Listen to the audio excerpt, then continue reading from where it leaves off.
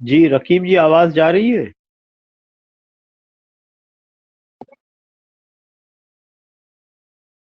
Okay. Sir late नमाज मी का record. Time होगा सर। कितने बजे आपके यहाँ है? रकीब जी, आवाज की अजान कितने बजे है वहां पे? सर 6:30 बजे होती है। 5:45 पे ना? 6:30 बजे। अच्छा, 6:30 बजे होती है। हम उसको 2 सेशन में कर देंगे, अभी कम से कम इतना टाइम। तो आप क्या मस्जिद जाएंगे वहां से, क्या घर से? सर घर। एक्चुअली में हम तब तक 20-25 मिनट ले लेते हैं। अभी हमारे पास करीब मुझे लगता है 20 मिनट है। और हमको अब उसको 2 सेक्शन में बांट देंगे, क्योंकि हमें भी कहीं आज बाहर निकलना थोड़ा सा, इस वजह से, नहीं तो कल भी क्लास नहीं हो पाई थी। और या let me record it.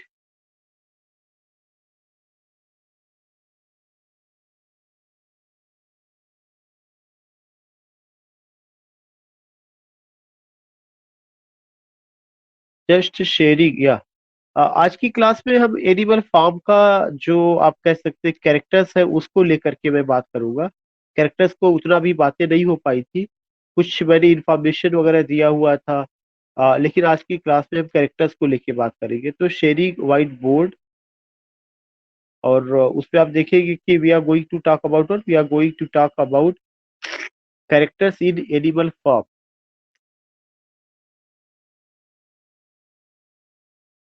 Characters in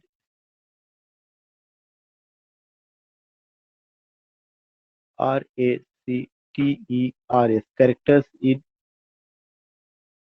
animal form.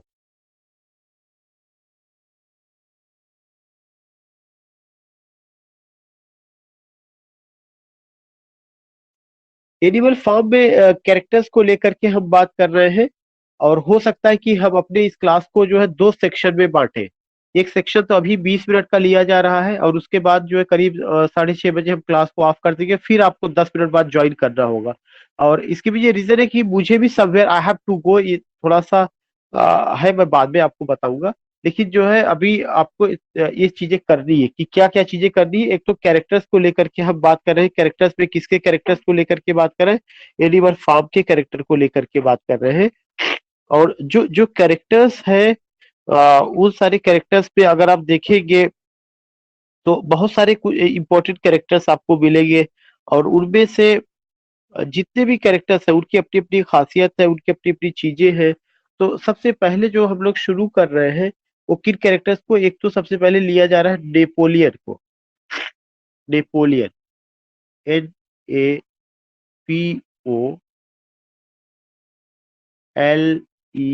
NAPOLEON, सबसे पहला character Napoleon.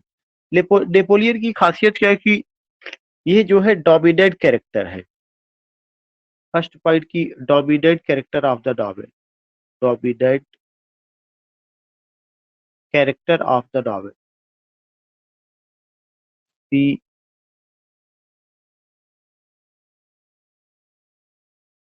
Character of the novel. ये एक पॉइंट आपको ध्यान में रखना है। अच्छा, दूसरा सबसे बड़ा जो चीज है कि जो नेपोलियन है, इसको जो है नॉवेल के सेकेंड चैप्टर में यूज किया गया है, इंट्रोड्यूस किया गया है। Second point, he is introduced, INTRODUCED, he is introduced in second chapter of the novel। in second, SECOND, second chapter of the novel। NOVEL, second chapter of the novel। Third point,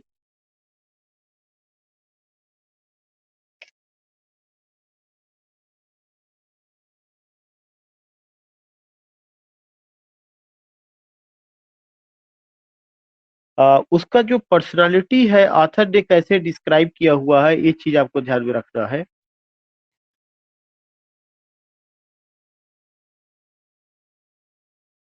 a large cover rather fierce looking, rather fear FIERC fierce looking Berkshire boar, BERK Berkshire boar BOAR boar, not much of talker,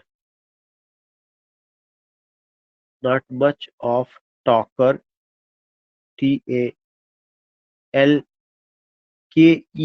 talker,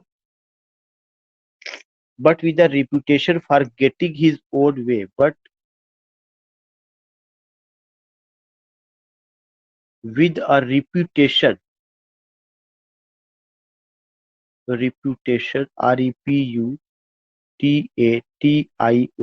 reputation for getting his own way, for getting his own way।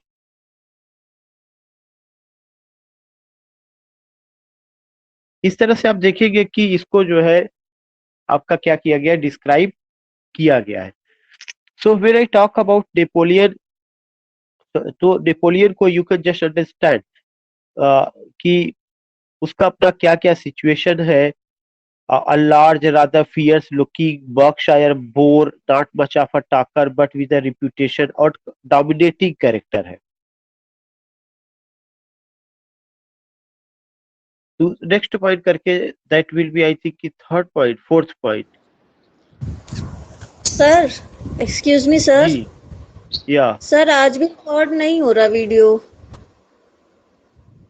Video तो record हो रहा है बिटिया, दे तो रहा है sir recording का। इसमें दिखा नहीं रहा सर। कल भी रिकॉर्डिंग करना जैसे शो करता था, नहीं किया था तो वो अपलोड नहीं हुआ था, और आज भी वैसे ही दिखा रहा है, मतलब वीडियो का इंडिकेशन नहीं आ रहा है कि रिकॉर्ड हो रहा है।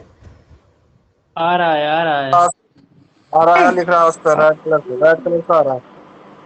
जहाँ पे देखिए, जहाँ पे बेटा मेरा वीडियो का ऑप्शन जहाँ मेरा ऑफ है, वहां पे देखिए एक रेड कलर का एक हल्का सा लाइट एक डॉट जैसा बना है। अगर वो डॉट बार बार आ रहा सिग्नल की तरह, अगर वो मतलब जल रहा है बुझ रहा है, तो वो उसी का रिकॉर्डिंग का ऑप्शन है। रिकॉर्ड तो रहा, उस दिन भी रिकॉर्ड किया गया था, लेकिन न जाने क्या मामला हुआ कि नहीं हो पाया। आई डोंट नो कि क्या प्रॉब्लम हुआ था। रिकॉर्ड तो हो रहा है। Okay sir. या मैं फिर से देख लेता हूँ एक बार। है रिकॉर्ड हो रहा है बेटा, क्योंकि अगर मैं टच करूंगा तो ऑप्शन है स्टॉप रिकॉर्डिंग का, तब तो वो बंद हो जाएगा। रिकॉर्ड हो रहा है। Okay sir. तो उसके बाद एक और पॉइंट है जो हमें ध्यान में रखना है, वो ये है कि जो जॉर्ज ऑरवेल है उनका अपना तरीका है बात करने का, कैरेक्टर्स को प्रेजेंट करने का। उन्होंने ये दिखाया है कि जो नेपोलियन है, जब नेपोलियन को खतरा महसूस होता है किससे, स्नोबॉल से, तो वह स्नोबॉल को जो है अ, उस बाहर करवा देता है अपने डॉग्स का यूज करके। तो एक पॉइंट आपको ये जरूर ध्यान में रखना कि Napoleon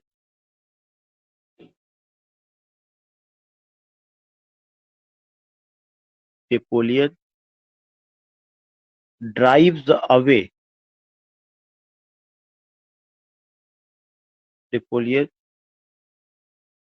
drives away Snowball from farm house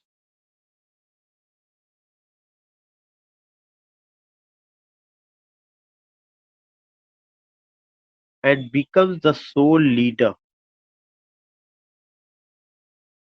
and becomes the sole leader SOLER sole leader LEADER। तो इस तरह से आप देखेंगे कि वो क्या करता है, उनको ड्राइव कर देता है, खुद पूरा का पूरा क्या कर जाता है, पूरा ताकतवर बन जाता है। और एक टायरेनी किंग के रूप में, और उसकी तुलना किससे की जा सकती है? उसकी तुलना स्टालिन से की जाती है। पांचवा point, he is compared with Stalin, he is compared with Stalin. Lenin के बाद जो स्टालिन का जमाना आया था, वहां पर उसकी तुलना की जाती, और उसके खिलाफ कोई भी एनिमल जो है, आप कह सकते हैं कि रिवोल्ट नहीं कर पाता है। अल्जिस सिक्स और जोस की तरह नेपोलियन भी क्या होता, करप्ट बन जाता है, और केवल बाहर से दिखाने के लिए अपने आप को समाजवादी या कार्ल मार्क्स का फॉलोवर बताता है, लेकिन रियली में वह बहुत ही करप्ट लीडर निकल करके आता है, जैसा कि मेरी स्टोरी में भी आपको शुरू में बताया था। और वह क्या करता है कि जो इस्टोबाल का प्रोजेक्ट था विंड मिल का, पहले तो उसको अपोज करता है, और बाद में उसी विंड मिल को वह लगाता है। बाद में आप देखेंगे कि उसी सारी चीजों को वह लगाता है। तो एक चीज ये भी है कि ही अपोजेस, नेक्स्ट पॉइंट करके, he opposes O double P O S E S, he opposes Snowball's project. Snowball, Snowball एक अदर कैरेक्टर है, ये आपको ध्यान में रखना है। स्नोबॉल्स प्रोजेक्ट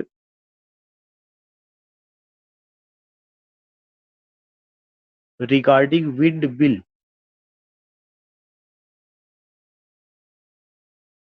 और बाद में खुद ही वही विंड मिल को क्या करता है,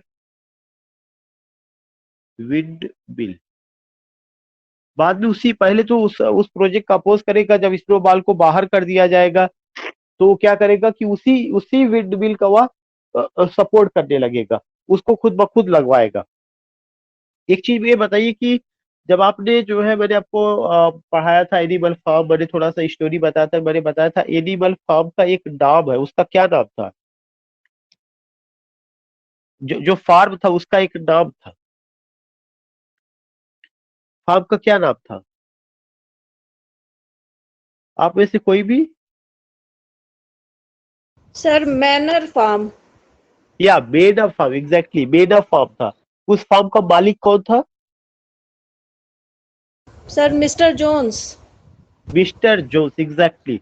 जो फार्म है उसका नाम मेनर फार्म रहा है, और उसका जो मालिक रहा है मिस्टर जोन्स रहा है। तो सबसे पहले जो है जानवरों ने मिल करके किसको बाहर किया है? मिस्टर जोन्स को बाहर किया है। मिस्टर जोन्स के बाद आप देखेंगे कि जिम्मेदारी जो है काफी हद तक स्नोबॉल के हाथ में आती है। ये काम किसने किया था? Old major. Old major Karl Marx को रिप्रेजेंट करता है। लेकिन जो है आप ये देखेंगे उसके बाद जिम्मेदारी किसके हाथ में आती है? उसके बाद की जिम्मेदारी आपका स्नोबॉल के हाथ में आती है। लेकिन स्नोबॉल और नेपोलियन, ये दो ऐसे शख्सियत रही है कि इन दोनों में नेपोलियन बहुत एम्बिशियस है। और नेपोलियन किसको प्रेजेंट करता है? नेपोलियन आपका जो है स्टालिन को प्रेजेंट करता है, जो रूस के समाजवादी फेस के मतलब जो चेहरे थे उसमें बड़ा चेहरा था। और जैसे उसने अपने समय के लोगों को देश से बाहर निकाला था, ऐसे ही आप देखेंगे कि नेपोलियन किसको बाहर निकाल देता है? स्नोबॉल को बाहर कर देता है, और वो अपने फ्यूरियस डॉग का यूज करता है, स्नोबॉल के प्रोजेक्ट का विरोध करता था। अब आपके माइंड में तीन चार बातें आ गई, जोन्स आ गया, मेनर फार्म आ गया, स्नोबॉल आ गया, और स्नोबॉल के साथ साथ क्या चीज आ गया? आपका जो है नेपोलियन आ गया। कि कैसे जो है ये इसमें है। क्योंकि मैं कैरेक्टर की बात कर रहा हूँ, मैं पूरी स्टोरी की बात नहीं कर रहा हूँ, लेकिन एक कैरेक्टर दूसरे से रिलेटेड है, एक घटना दूसरे से रिलेटेड है। तो स्नोबॉल कौन है, उसको कौन ड्राइव करता है, क्या चीजें रहती है, ये सारी चीजें हमें क्या होती है, हमें पता होना चाहिए। तो इस तरह से आप इसको देखेंगे कि वह कैसे जो है इन सब चीजों को, पूरा का पूरा सिचुएशन अपने फेवर में करता है, अपने लोगों को रखता है, और अपने डॉग से और जानवरों को डराता है ताकि कोई जानवर उसके खिलाफ ना जा सके। अच्छा, इस तरह से आप देखेंगे कि उसके अलावा जितनी भी गलत चीजें होगी उसमें किसको जो है बार बार वो किया जाएगा, झूठ बोल करके स्नोबॉल पर ही जिम्मेदारी लगाई जाएगी कि जो भी गलत हो रहा है केवल स्नोबॉल की वजह से हो रहा है, स्नोबॉल जो है ऐसा था। जैसे कि हम मॉडर्न पॉलिटिशियंस को देखते हैं कि किस तरह से मॉडर्न पॉलिटिशियन चीजों को अपने फेवर में करने के लिए पिछली सरकारों को जो है दोष देते रहते हैं, वही चीज यहाँ पर भी दिखाने की कोशिश की गई है। तो for all mishappening who is accused Snowball is accused. Now this is the sixth point, I think sixth point, नहीं सिक्स्थ हो चुका है, सेवेंथ पॉइंट। सेवेंथ पॉइंट में लिखना है for all miss happening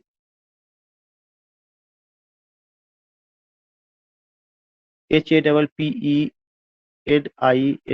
स्टोबॉल SNOWBALL स्टोबॉल is accused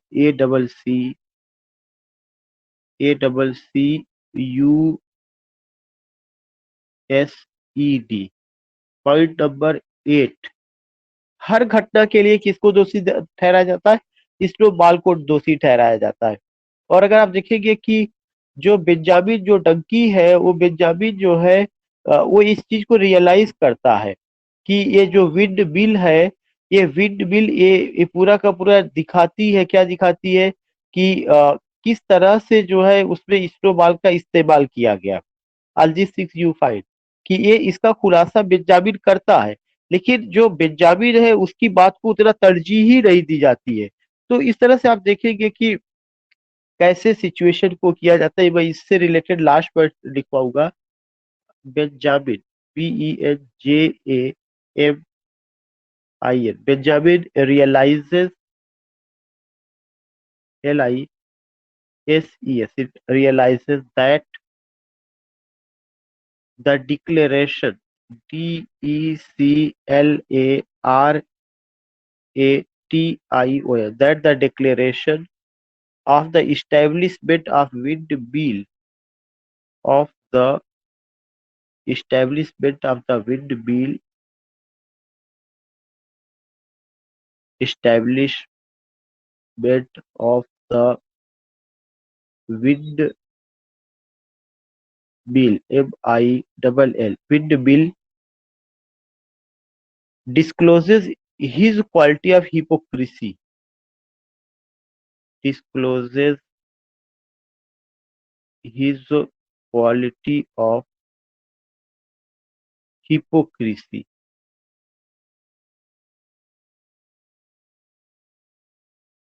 HIHY hypocrisy CRISY। So you find ये एक point आता है जहां पे मैं इसकी सारी चीजों को पहले स्लाइड से लेके चल रहा हूँ कि मैंने अभी तक क्या बताया, ताकि आपको एकदम बिल्कुल और क्लियर हो जाए। ये कैरेक्टर जो बहुत इंपॉर्टेंट है आज की क्लास में जो मैं कवर कर रहा हूँ, वो है कैरेक्टर्स इन एनिमल। जो लोग अभी सेशन को ज्वाइन किए हैं वो केवल समझते चले कि आज की क्लास में जो मैं बात कर रहा हूँ किसको लेकर के बात कर रहा हूँ, characters in animal form, characters को लेकर के मैं बात कर रहा हूँ। ठीक है, पहला कैरेक्टर मैंने कौन सा लिया हुआ है? नेपोलियन को लिया हुआ है। नेपोलियन कैसा कैरेक्टर है? डोमिनेंट कैरेक्टर, सबसे ज्यादा प्रभावशाली है और सबको दबा करके रखता है। डोमिनेंट कैरेक्टर वह कैरेक्टर होता है, dominant character of the novel. He is introduced in second chapter. अगर एक क्वेश्चन आता है कि वह नॉवेल के किस चैप्टर में इंट्रोड्यूस किया गया है, सेकेंड चैप्टर में इंट्रोड्यूस किया गया है। काफी हिपोक्रिट है, ढोंगी टाइप का है। और उसको नॉवेलिस्ट ने कैसे डिस्क्राइब किया है? A large rather fierce looking. उसकी निगाहों में क्या है? फियर्स है, एक क्रोध टाइप का उसकी निगाहों में, फियर्स लुकिंग है। तो you find what? You find की फियर्स लुकिंग, बर्कशायर बोर की तरह है। नॉट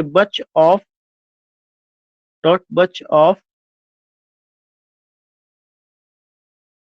टॉकर, बहुत ज्यादा बात नहीं करता है। But with a reputation for getting his own way, बल्कि हर चीज अपने आप से प्राप्त करना चाहता है, लेना चाहता है। उसकी और खासियत क्या है? नेपोलियन ड्राइव्स स्नोबॉल, स्नोबॉल को बाहर करने वाला फार्म हाउस से कौन है? नेपोलियन ही। उसको लगता है कि स्नोबॉल से उसको खतरा है, चूंकि जो स्नोबॉल की सोच थी वो नेपोलियन की सोच नहीं थी। नेपोलियन पूरी चीजों को अपने अंडर में लेना चाहता था, अपने हिसाब से चीजों को बेचना चाहता था। वो बाहर से दिखाने के लिए समाजवादी था, लेकिन रियली में उसका विश्वास किसमें था? पूंजीवादी में था। तो यहाँ पे है कि drives from farm house and becomes the sole leader, और पूरे फार्म हाउस का एक अकेला नेता बन जाता है। उसकी तुलना किससे की जाती है? स्टालिन से की जाती है। ही अपोजेस स्टोबाल, स्टोबाल के वह प्रोजेक्ट का विरोध करता। कौन सा प्रोजेक्ट है? विंड बिल का। ये एक क्वेश्चन पूछा जा चुका है। विंड बिल का जो प्रोजेक्ट है ये किसका है? स्टोबाल का है। इसका विरोध किस कौन करता है? इसका विरोध जो है नेपोलियन करता है, उसको बाहर कर देता है। जितनी भी चीजें गलत वहां पे होती है सबका जिम्मेदार कौन ठहरा दिया जाता है? स्टोबाल। जबकि अब स्टोबाल वहां पर है भी नहीं।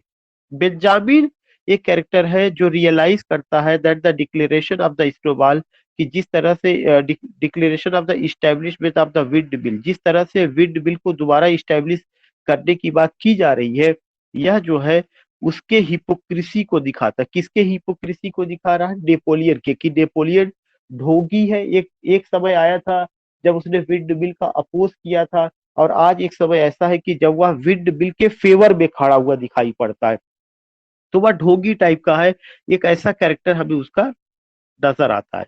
Now I am going to take the second character that is a old major. Second character, old major. या रिमेम्बर दैट कि जो ओल्ड मेजर है यह नॉवेल की ओपनिंग सीन में आते हैं। ही अपीयर्स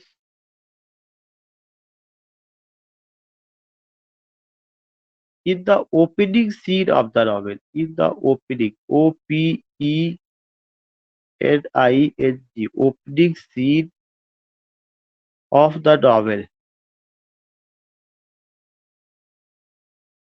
नॉवेल की ओपनिंग सीन में आते हैं।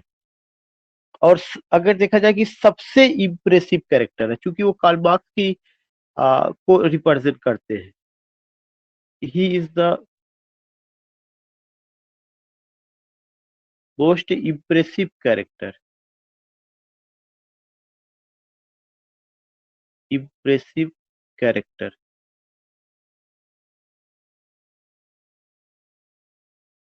एंड रिप्रेजेंट्स कार्ल मार्क्स,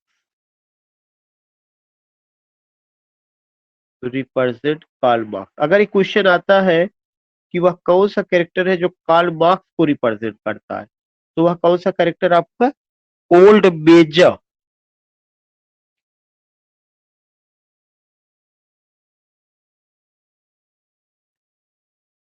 वह एनिमल की फ्रीडम के लिए बात करते हैं।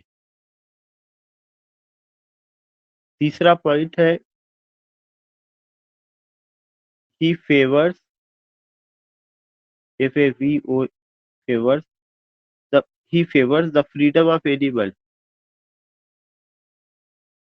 द फ्रीडम ऑफ एनिमल्स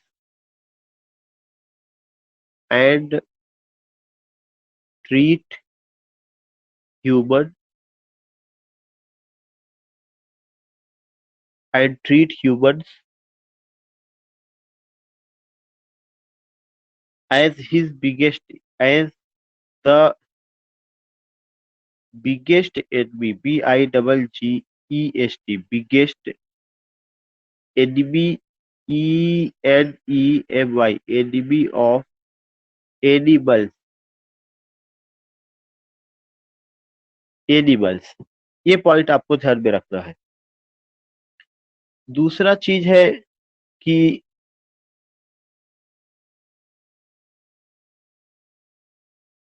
इसके अलावा आप देखेंगे कि वो कहते हैं कि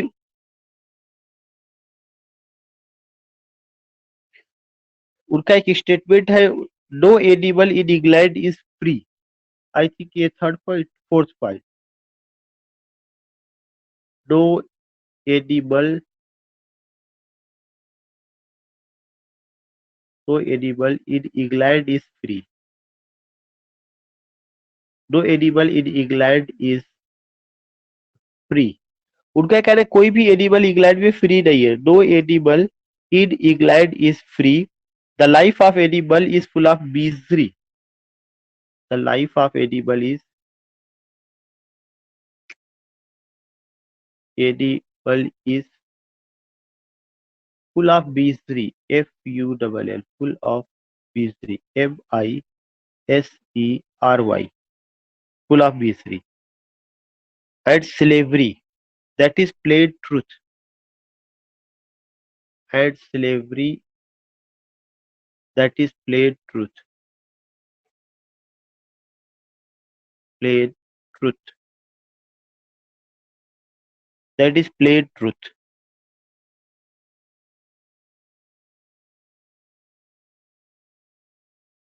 और तमाम इनका है कि एनिमल तमाम चीजों को प्रोड्यूस करता है, लेकिन वे सब के सब क्या कर लिए जाते हैं, कंज्यूम कर लिए जाते हैं।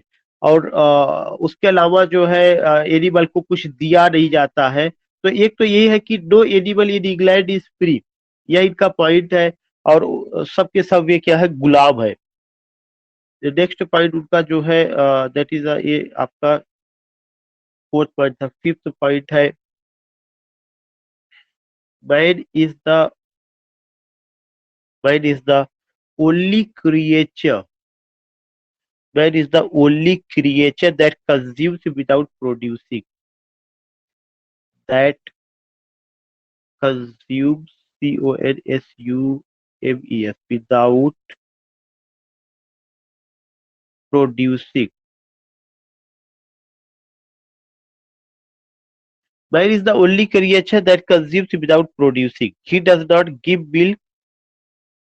He does not give milk.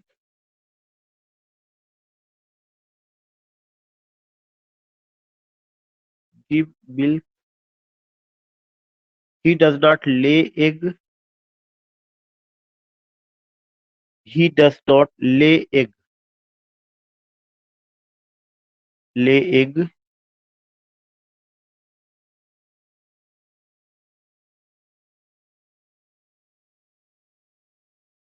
That does करके he is lord of animals. He is lord of animal. अगर एक क्वेश्चन आता है कार्ल मार्क्स ने किसको लॉर्ड ऑफ एनिमल्स कहा, तो आदमियों को उन्होंने कहा है।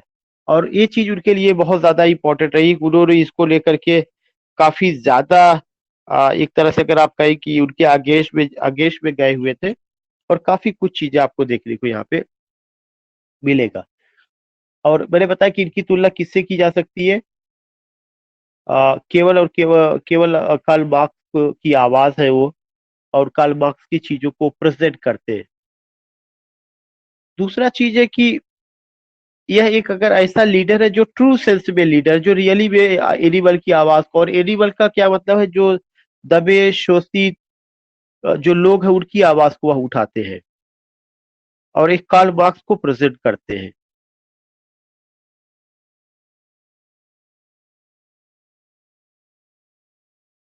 और इसके अलावा you will come to know कि he dies just after 3 days of his speech. Next point करके that is I think 8th point, he dies just 3 days after his speech. He dies just 3 days after his speech. 3 days after his speech. He dies just 3 days after his speech. ये चीजें रही है। और he calls animals comrades. He calls animals comrades. Animals comrades. भी सब equal है, सब equal है इस तरह की।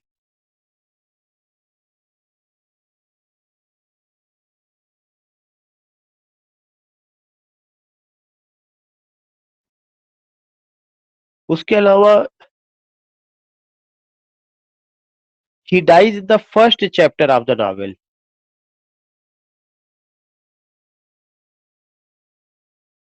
He dies in the first chapter. He dies, लेकिन उसका प्रभाव लास्ट तक देखा जाता है। He dies in the first chapter of the novel. और नॉवेल के पहले चैप्टर में उनकी मौत होती। तो मैंने दूसरा कैरेक्टर लिया, मैं पूरा फिर से पहले पॉइंट से जा रहा हूं। और वो पहला पॉइंट क्या है? Old major. दूसरे कैरेक्टर को लेकर के मैं बात कर रहा हूं। And the second character is old major. या क्या होता है? He appears in the opening scenes, बिल्कुल शुरू में दिखाई पड़ता है नॉवेल के। The most impressive character, the most impressive character and represents to Karl Marx. He favours the freedom of animals. किसका फेवर करता है? फ्रीडम ऑफ एनिमल्स को फ्रीडम करता है। And treat human as the biggest enemy. सबसे बड़ा शत्रु कौन है? आदमी ही सबसे बड़ा शत्रु है, इस तरह से वह दिखाते हैं। Biggest enemy of animal. No animals in England is free. यह सब उनका डायलॉग है जो उनका कि इंग्लैंड का कोई भी जानवर स्वतंत्र नहीं है। The life of animal is full of misery, कष्टों में है, and slavery that is plain truth. और यही सबसे बड़ा सत्य है। Man is the only creature, man is the only creature. Man ही केवल एक ऐसा क्रिएचर है, यहाँ पे वर्ड क्रिएचर आना चाहिए। Man is the only creature that consumes without producing. Man ही एक ऐसा क्रिएचर है जो हर चीज को खाता बगैर पैदा किए हुए। He does not give milk, वह दूध नहीं देता। ही डज नॉट ले एग, वह अंडे को नहीं सेता। He is Lord of animals. और सारे एनिमल्स को वह क्या बनाया हुआ है? गुलाम बनाया हुआ है। तो ही is the Lord of animals. ये एक कमेंट है, सटायर है। ही डाइज जस्ट 3 days, केवल जब उसका स्पीच होता है उसके 3 दिन के बाद ही उसकी मौत हो जाती है। लेकिन उसकी स्पीच का बहुत ज्यादा प्रभाव पड़ता है। ही कॉल्स एनिमल्स कॉमरेड्स, वो अपने सारे एनिमल्स को कॉमरेड्स पुकारता है। He dies in the first chapter of the novel, वह नॉवल के पहले चैप्टर में क्या होता है? एक्सपायर कर जाता है। So I just told you what I just told you about this particular. आप कह सकते हैं कि जो ये वर्क है उसको मैंने बताया। मैं 10 मिनट बाद आपको फिर से मैं मिल रहा हूँ, फिर से आपको रीज्वाइन करना पड़ेगा। अभी मैंने दो दो सेक्शन ही लिया है। आफ्टर 10 मिनट मैं फिर से ज्वाइन कर रहा हूँ।